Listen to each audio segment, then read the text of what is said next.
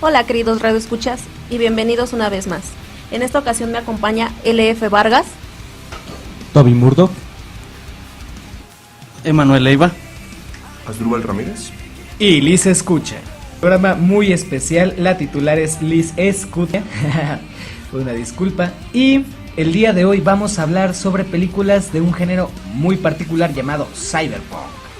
El cyberpunk es una palabra de origen inglés y cuya pronunciación, cyberpunk, se trata de un subgénero de la ciencia ficción conocido por su enfoque en un futuro distópico con alta tecnología y bajo nivel de vida, y toma su nombre de la combinación de cibernética y punk. Mezcla ciencia avanzada como la informática y la cibernética junto con algún grado de desintegración o cambio radical en su orden social o cultural. Estamos hablando de ciudades futuristas superpobladas y de puntas tecnológicas muy avanzadas, pero donde los derechos humanos, la moral y los sentimientos están en un punto muy bajo. El argumento de la trama del género del cyberpunk se encuentra a menudo en un conflicto entre hackers, inteligencias artificiales y encuentros galácticos. En novelas como La Fundación de Isaac Asimov o La Duna de Frank Herbert, las versiones de este futuro suelen ser distopías postindustriales, pero están normalmente marcadas por un fenómeno cultural extraordinario y el uso de tecnologías en ámbitos nunca anticipados para sus creadores. La calle encuentra sus propias aplicaciones para las cosas. La atmósfera del género es en su mayoría un eco del cine negro. Se utiliza a menudo en este género técnicas de las novelas policíacas. Entre los primeros exponentes del género cyberpunk se encuentra, por supuesto, William Gibson, Bruce Sterling, Pat Katian, Ruth Rocker, John Shinley, y el término cyberpunk se acuñó en los años 1980 y continúa en uso. Bueno, como Asdrúbal, mi compañero ya había mencionado, en esta ocasión vamos a hablar de Ghost in the Shell, que es un manga de ciencia ficción creado por Masamune Shion, que ingresó 2 mangas más titulados, o sea, se llamaba Ghost in the Shell 2, Machine Inverse, y Ghost in the Shell 1.5, Human Error Processor, que se produjeron 2 películas animadas dirigidas por Mamuro Oshii, que Ghost in the Shell y Ghost in the Shell 2 Innocence. Como ya dijo mi compañero, es del género cyberpunk y ciencia ficción, que más adelante mi compañero LF Vargas va a ondear sobre el tema. Y la trama de esta película o de este manga se trata que está ambientada en el siglo XXI y se presenta como una primera lectura como un thriller futurista de espionaje y narra las misiones de Mokoto Kusunagi, la mayor a cargo de las operaciones cubiertas de la sección policial de seguridad pública número 9 o simplemente sección 9, especializada en crímenes tecnológicos. La misma Kushigani es un cyberpunk que posee un cuerpo artificial, lo que le permite ser capaz de realizar hazañas sobrehumanas y especialmente requeridas a su labor. Se dan cuenta de que tanto en Ghost in the Shell como en Dredd y en una película siempre es el sector 9, por alguna razón. Bueno, la premisa de Ghost in the Shell parece muy básica, sacada precisamente de las novelas tipo noir. Es un personaje que cubre el rol de investigador privado o de investigador para sus propios fines, y hay otros personajes que cumplen el rol de ser los antagonistas con un sistema ordenado que este protagonista viene a romper. Pero Ghost in the Shell no trata de si el protagonista puede o no cumplir sus propósitos, sino que trata de que este protagonista es de hecho un androide y tiene la capacidad de cuestionarse sobre su propia capacidad de androide. Ajá. Y aquí va el spoiler, el primer spoiler. Estamos hablando de una sociedad donde se pueden reemplazar partes humanas, o sea, es por decir, estás enfermo del corazón, tu corazón se puede reemplazar por una máquina que haga el mismo funcionamiento del corazón, claro, está ya con la perfección, ¿no?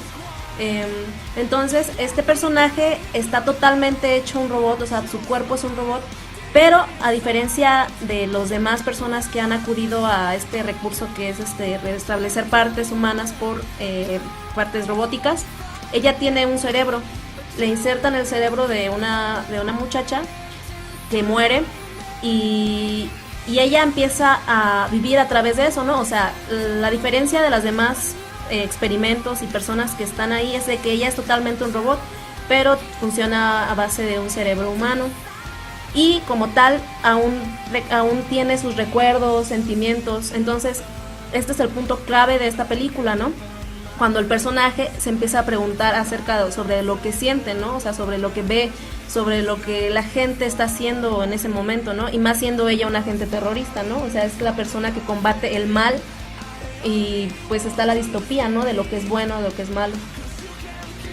Claro, también es interesante tocar el tema de que tiene la habilidad principal de separarse de su cuerpo para así a su vez viajar a través de la red o la infraestructura de la ciudad. Esto hace referencia a la teoría del dualismo que fue presentada por René Descartes precisamente. El contexto de la película, así como del manga, como en el caso de Blade Runner de 1982, nos sitúa en un mundo postbélico, posterior a una Cuarta Guerra Mundial, en el que Japón aparece como la superpotencia asiática dominante gracias a poderosas corporaciones. Un mundo computarizado en el que uno de sus mayores avances son una especie de implantes cerebrales que potencian diversas capacidades de los seres humanos, convirtiéndolos casi en máquinas andantes. Es esa especie de fusión entre conciencia humana y máquina que conforma la esencia, personalidad, alma de lo que se denomina ghost, espíritu o fantasma.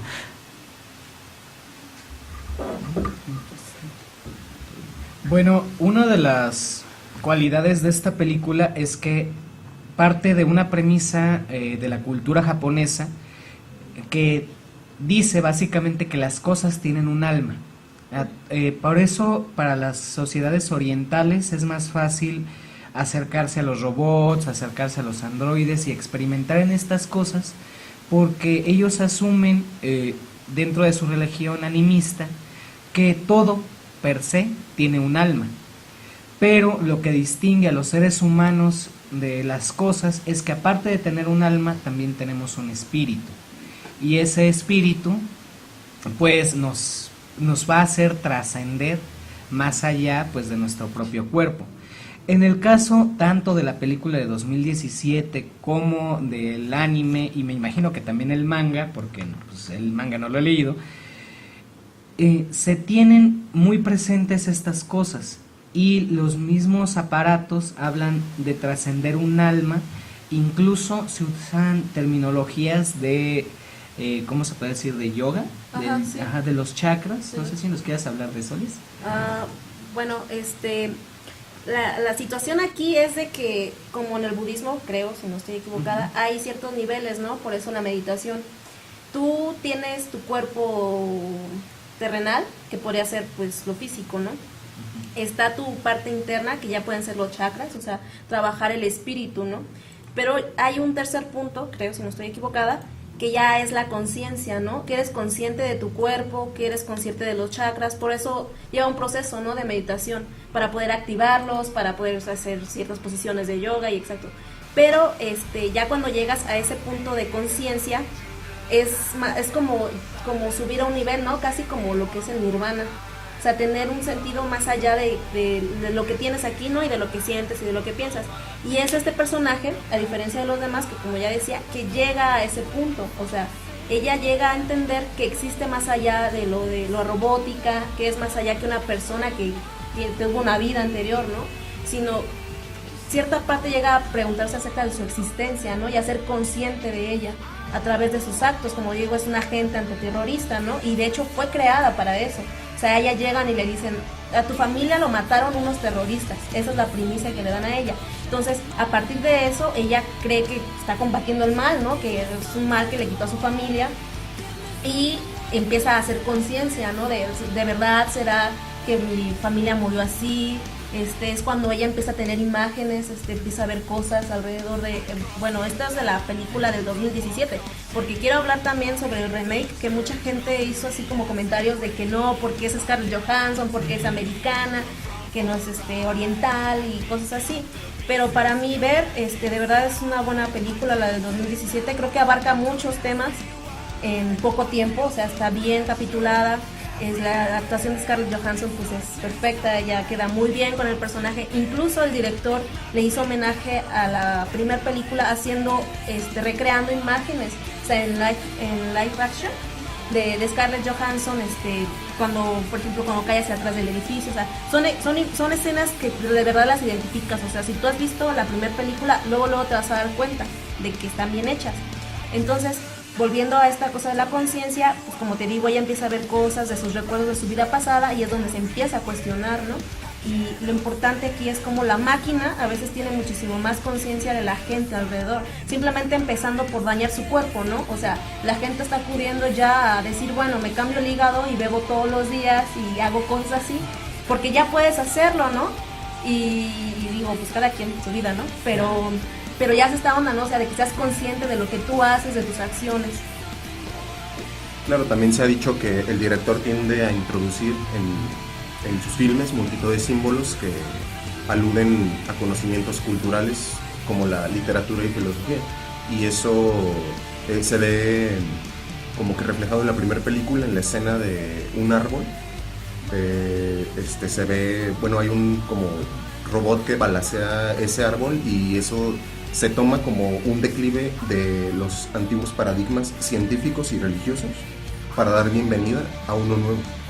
Claro. De hecho, hay algo que es la inmortalidad del cangrejo, ¿no? A nivel filosófico, no es burla, es la teoría verdadera de la inmortalidad del cangrejo. En el que se remite a que si un cangrejo no es evidentemente diferente a otro cangrejo, básicamente son el mismo cangrejo y por ende son inmortales. Al momento en el que un cangrejo se hace consciente de que es un cangrejo, pierde su inmortalidad porque ya no es igual a los otros cangrejos y por lo tanto el existir de cada cangrejo o de el cangrejo deja de ser un ente sólido para convertirse en una causa individual. En este caso pasa algo en la primera película. Ellos ya se asumen inmortales. Ellos ya perdieron la sensación humana de la mortalidad. El miedo a la el muerte. miedo ¿no? a la muerte. Aún así, ella se mete a nadar con la esperanza de que algo le pase. O sea, como para recuperar ese sentido mortal de la muerte. Ajá, para sentir la muerte, ¿no? Para sentirse parte de una sociedad donde tienes un ciclo, ¿no? Ajá. Y además, pero lo más escabroso de eso es que cuando otro robot le pregunta ¿qué pasará si algo te pasa? Ella dice, tú me salvarías. Es decir, ya ella está jugando, dentro de su capacidad de inmortalidad, ella está jugando a querer ser salvada. O a humanizarse, ¿no? O sea, en los dos sentidos, ¿no? La máquina le está diciendo, ¿tú qué harías? Te salvaría, ¿no? Es un sentido humano, ¿no? Es lo que haría un humano. Y ella quería sentir, o sea, salvada por alguien, necesitada, ¿no? Una máquina que pueda hacer todo, que está creada de una forma perfecta, sentir que ella no es lo suficiente, o sea, que necesita que alguien más la ayude, ¿no? Exacto. Y sí, miren, ahora es, bueno, evidente que, por ejemplo, en el caso de lo que dice Liz de la comparación entre la obra original y esta nueva obra, resulta obligado decir que ahora es el tópico de que a veces las comparaciones son odiosas, ¿no? Pero lo que muchos no esperarían es que aquí lo sea en ambos sentidos, porque no cabe duda de que Sanders y sus guionistas, William Wyler y Jane Moss, han sabido eliminar los males evidentes que sufría el filme de Ochi, el director de la anterior película. Al tiempo, parece que el director no tiene lo que hay que tener para proporcionarnos una planificación visual coherente y distinguida, como la de la película original, obviando el cambio de animación a imagen y acción reales. El guión de Ghost in the Shell de Sanders no es tan ortopédico como el de la de Ochi. Las conversaciones se sienten más naturales y no dan la impresión de servir simplemente como vehículo de información para los espectadores, y frente a los ridículos 83 minutos de su predecesora, el hecho de que la nueva versión de 120 se toma su tiempo para que la historia se asiente de modo adecuado y se establezca bien el carácter de los personajes también ayuda a que estos despierten la empatía que en la otra no podían despertar a pesar de su hieratismo. El de los dibujos animados que solo mueven la boca al hablar como si se tratase de muñecos de ventrílocuo.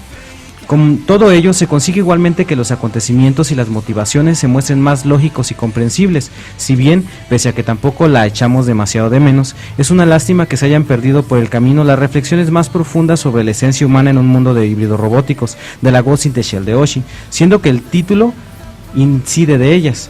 Por otro lado, si la anterior es parte de la cal, entre la arena que encontramos que, visualmente, Sanders ha puesto todo su empeño en que su adaptación sea espectacular y no ha sabido cómo dotarla de un estilo propio, que se pierde entre la recreación directa de las recordadas secuencias del filme animado, ocurrencias que señalan ciertos modales de la Matrix y la de su cosecha. Claro, por eso digo que la adaptación del 2017, o sea, es buena para alguien que no, por ejemplo, que yo no leí ni el manga, ni sabía de la existencia de la película, de anime, pero yo no la había visto. Entonces, realmente creo que es una buena empapada. Ya si quieren profundizar más, creo que pueden leerse el manga y pueden ver la primera película, que también pues tiene todo su derecho, ¿no? O pueden leer los libros de Isaac Asimov, que prácticamente son la base fundamental de estas películas. Ajá. Claro, pero a pesar de eso, creo que es una buena película, sí es recomendable totalmente. Como les digo, si ustedes no están tan empapados de este mundo occidental, oriental, pues sería una buena opción para ver. De hecho, qué bueno que tocas ese tema, la fusión entre cómo las sociedades orientales buscan un futuro muy occidentalizado. Se vislumbran a sí mismas en un futuro muy occidentalizado. Creo que la tecnología, ¿no? Es como un punto. Estados Unidos es el imperio tecnológico, y entonces, como dices, buscan siempre, ¿no? O sea, como llevar más allá. Incluso yo creo que tienen a veces hasta más tecnología que uno mismo, ¿no? Y es curioso porque nosotros asociamos el mundo oriental con la... Hacer el análisis cinematográfico de la misma. Ghost in the Shell se compone de principalmente un gran género, que viene siendo la ciencia ficción en distopía, ¿sí? Manejamos también otros géneros del drama, como el existencialismo, pero también tiene algunos matices de suspenso, y también tiene un poquito de fantasía en el ámbito espiritual, ¿sí? El conflicto principal viene siendo el encontrarse uno mismo, encontrar el motivo de existencia del ser orgánico tecnológico, como viene siendo este androide, y que al final de cuentas sí logra encontrarlo y logra descubrir que, a pesar de que ella ya tenía una misión que era patrullar o servir para una corporación en su mundo, también su otro objetivo es hacer que otros androides también descubran esas cualidades dentro de sí. Así pues, es una película, ya sea tanto la versión original, el anime o el manga, como la versión cinematográfica más reciente, es muy recomendable para aquellos que les gusta ahondar sobre este tipo de temas, ¿no? Sobre el por qué estamos aquí, hacia dónde vamos, qué hacemos para llegar hacia aquellos sueños o deseos o metas que nos proponemos, ¿no? Está muy disfrutable, sobre todo el anime tiene algunas cuestiones muy buenas, la animación es muy recomendable, tiene una mezcla entre animación ordinaria, o sea, animación análoga y animación digital con efectos de computadora que hacen sentir muy real el propio anime, a pesar de que es eso, un anime nada más, una animación. El argumento sí es sólido, es conciso, es fluido, no es tan enfadoso como en otros, como por ejemplo Naruto. Siempre hay mucha acción, no está tan lleno de situaciones como de relleno. Y para finalizar, también la música es bastante buena, es un argumento sólido, conciso, fluido, la musicalización está muy bien hecha, la sonorificación, la atmósfera sonora es buenísima, la composición visual también es muy adecuada, y en cuanto a la película nueva, pues hablaremos de ella en un próximo programa. Sí, creo que la canción de Depeche Mode, la que hicieron como un arreglo y queda excelente. Tiene como una onda muy tétrica, como muy sí te muy llega, profunda, ajá, ¿no? muy profunda, Y futurista. sí, es una canción ya vieja, extraña, pero le hicieron un arreglo para esta nueva adaptación y creo que queda muy bien, creo que queda excelente. Muy bien. ¿Alguien más quiere opinar un poco acerca de Ghost in the Shell? Okay. Nada más para agregar, pues en sí, creo que también el mensaje que deja la película es la duda, el hecho de cuestionarse la verdadera naturaleza en el ser humano y provocar a sí mismo la inquietud, como ya lo puntualizaban ustedes. Sí, la humanización, ¿no? O sea, creo que este es el punto clave, perdón, de esta película, de cómo un robot se humaniza más que los humanos. Así es. Entonces es como reflexión y Pues ahí se las dejamos para que la chequen y la disfruten. Ya saben, cualquier duda nos la pueden dejar en la zona de comentarios. En el blog. En el blog. En el último punto. Esta película creo que surgió de ese encontronazo que tuvo la sociedad con el internet. Claro, Tuvo una influencia clara en los 90s ese tema, y yo creo que esta película refleja mucho de ello, ¿no? La el globalización, conflicto. Exactamente, ¿no? La globalización y el miedo a quedar en un estado robótico gracias a ello. Ajá, sí. Bueno, pues Pasando ahora sí. continuamos con Blade Runner, otra película cyberpunk, pero Blade Runner es una gran película, llena de muchos matices y también muy similar a Ghost in the Shell en muchos sentidos, sobre todo en esta parte donde se habla sobre el existencialismo, ¿no? El por qué una máquina no tiene o sí tiene el derecho a soñar, ¿no? Esta película está basada en una obra de H.G. Wells, me parece. O no, perdonen. ¿Me recuerdas el nombre del escritor? ¿Manuel? ¿O Asdrúbal? ¿en qué obra está basada? Es de Isaac Asimov. Perdón. Isaac Asimov. Es de Isaac Asimov, de ¿por qué las ovejas sueñan? No, ¿por qué los androides sueñan con ovejas eléctricas? No es de Asimov, es de H.P. Field. ¿Sí? Sueñan los androides con ovejas eléctricas. Ajá. Corroboraremos el dato en un momento porque estamos en esa pequeña duda, pero está basada en esa obra y precisamente trata de un investigador o un policía o un detective que se da cuenta de que una corporación que realmente crea a los androides están también encargándose de empezar a perseguirlos, ¿no? Y la premisa es esa, los androides empiezan a tener una conciencia propia a través de los sueños. Este investigador empieza a buscar precisamente quiénes son los androides que tienen ese tipo de anomalías y el por qué, y en el proceso se da cuenta de que en realidad no es malo que lo tengan, porque los empieza a convertir en una versión más humana de la propia tecnología, lo que los acerca más a las personas, pero este gobierno en el que se centra la sociedad de la que estamos hablando, teme mucho que los androides en algún momento también tengan derechos y los desplacen en muchos sentidos. Por consiguiente, ellos alientan al gobierno a que se les haga ese tipo de persecución, que con el tiempo es combatida por este héroe, que de hecho lo protagoniza el mismo señor o actor, el gran actor que Harrison Ford, y toda la película lleva esa temática, ¿no? Es un poco similar a Ghost in the Shell porque también se trata sobre cómo un androide tiene el derecho a pensar, a soñar y a sentir, y cómo hay una sociedad que lo rechaza, no solamente que en este discurso está un poco a la inversa. No es el androide el que hace el análisis, sino más bien es un humano que se da cuenta de que eso también es un derecho, ¿no? De que simplemente el desarrollar ese tipo de sentimientos ya les da el derecho a existir como tales. Sí, no están creando un subconsciente o una conciencia, porque en sí los sueños, o no consciente es estar consciente, ¿no? Así ya se podría decir. Se puede decir que estás vivo una vez que tú tienes la capacidad de soñar. Ajá. Y bueno, también de ahí que tocan ese punto sale la premisa de lo que es la historia en sí, que trata de un investigador llamado Deca, que es contratado por una agencia para eliminar a este tipo de androides que ya empezaban a tener conciencia y rasgos más humanos. Y es precisamente por esto, porque esta empresa quería que hubiera cierto control y que, por así decirlo, sus productos jamás se salieran de la manera en la que fueron creados, o que hicieran una actividad distinta a cómo fueron programados. Es entonces que mandan a este detective para darles caso a los replicantes. Sí, bueno, en mi caso a mí me suena bastante parecido el contexto, la trama a Yo Robot. También abarca mucho esa temática.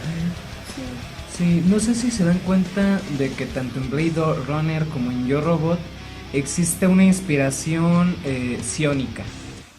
Me refiero pues como a lo hebreica de los judíos, de que de alguna manera es como si los robots fueran creados y existieran en un paraíso, y después de tener cierta conciencia se busca una expulsión o una eliminación de estas, pero haciendo pues una alegoría al mito de Adán y Eva, al mito de Adán y Eva. Incluso al final de Yo Robot, los robots crean su equivalente a Sion, que es pues la nación de los robots después de un exilio creado por los humanos. Por lo menos es mi manera de interpretarlo, ¿no? Que es como una manera del regreso o la equivalencia del robot al humano, porque a final de cuentas el humano es lo mismo, una creación divina, por así decirlo, que adquirió conciencia de sí mismo. Y hay algo muy interesante, ya que en todo el film no te revelan si Deckard es replicante o es humano, sino que, o sea, es como tú lo nombras, no en una era donde la tecnología es lo único que importa, todos tienen la misma piel, se ven... Sí, se ven completamente iguales. De hecho, durante la trama se nota, se hace ver que Deckard es un ex Blade Runner, ¿no? Que ya está retirado, sin embargo, vuelve a ser un Blade Runner y él vive esta lucha por sobrevivir de los replicantes, ¿no? En donde si tú no eres un policía, tú eres como las demás personas. Tyrell busca la perfección, Rachel puede ser un replicante y también está esta duda, como tú bien lo dices, ¿no? Deckard puede ser un replicante o no puede ser un replicante, ¿no? Siempre está la duda porque al final de cuentas él es quien los ayuda a sobrevivir a los replicantes ilegales.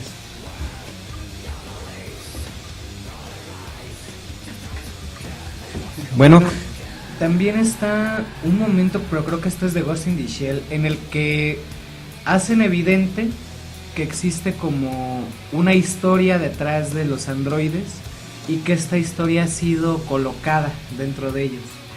Y eso invita al espectador a pensar qué parte de tu personalidad son tus recuerdos. Si mañana simplemente te levantaras y no recordaras nada de lo que has hecho en tu vida, ¿seguirías siendo tú? Sí, es algo que nos pone a pensar, ¿no? Digo, si yo me despertara con esa premisa y me pusiera a analizar todo lo que yo he vivido o recordado, tal vez sí me pondría a dudar seriamente de si yo soy yo o soy otra persona, porque al final de cuentas, ¿quién me asegura que esos recuerdos sí son míos?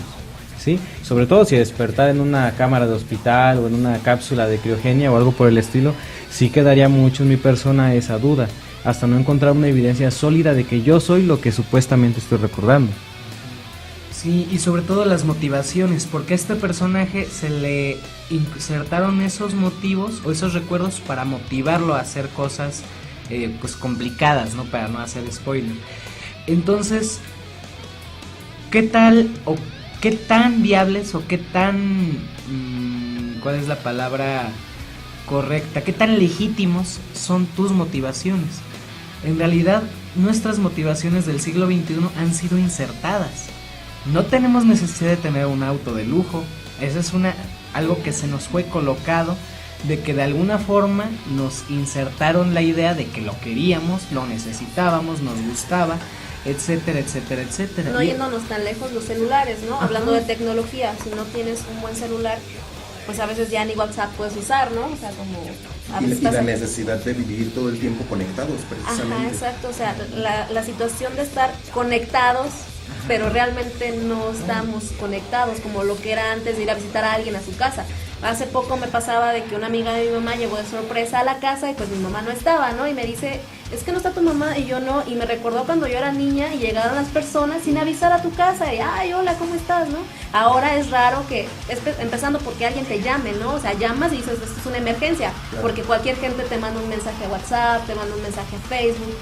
Entonces creo que las conexiones realmente se están a veces hasta rompiendo, ¿no? Y es esta onda que decía, creo que Einstein, su idea de que la tecnología nos está avanzando, ¿no? O sea, y pues es normal, yo creo que en estas películas la distopía, ¿no? Las máquinas siendo incluso mejores, ¿no?